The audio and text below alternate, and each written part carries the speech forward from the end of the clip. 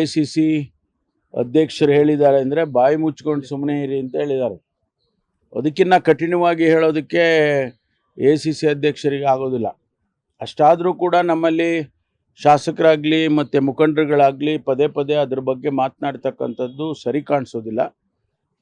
ಇದು ನಿಲ್ಲಬೇಕಿದು. ಯಾಕೆ ಅಂತ ಹೇಳಿದರೆ ನಾವು ಆಡಳಿತದ ಕಡೆ ಗಮನ ಹರಿಸ್ಬೇಕು. ಜನ ಸಮುದಾಯ ನಮ್ಮನ್ನು ನಿರೀಕ್ಷೆ ಮಾಡಿರೋದೇ ಬೇರೆ.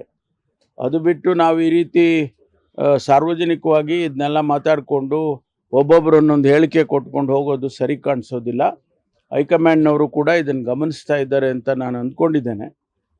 ಸಂದರ್ಭ ಬಂದಾಗ ನಾನು ಕೂಡ ಹೈಕಮಾಂಡಲ್ಲಿ ಮಾತಾಡ್ತೇನೆ. ಯಾಕೆ ಅಂತಂದರೆ ಇದು ಎನಫ್ ಈಸ್ ಎನಫ್. ಇದು ನಿಲ್ಲಬೇಕಿದು. ಇದು ನಾವು ಜನ ನಮ್ಮನ್ನು ಗಮನಿಸ್ತಾರೆ. ಜನ ನಮ್ಮನ್ನು ನಿರೀಕ್ಷೆ ಮಾಡೋದೇ ಬೇರೆ. ಅಭಿವೃದ್ಧಿ ಕಡೆ ಗಮನ ಕೊಡಬೇಕೇ ವಿನಃ ಇದನ್ನು ಏನು ಹೈಕಮಾಂಡ್ನವ್ರಿಗೆ ಗೊತ್ತಿದೆ ಯಾವಾಗ ಏನು ಮಾಡಬೇಕು ಅಂತೇಳಿ ಅದನ್ನು ಮಾಡ್ತಾರೆ ಅವರು.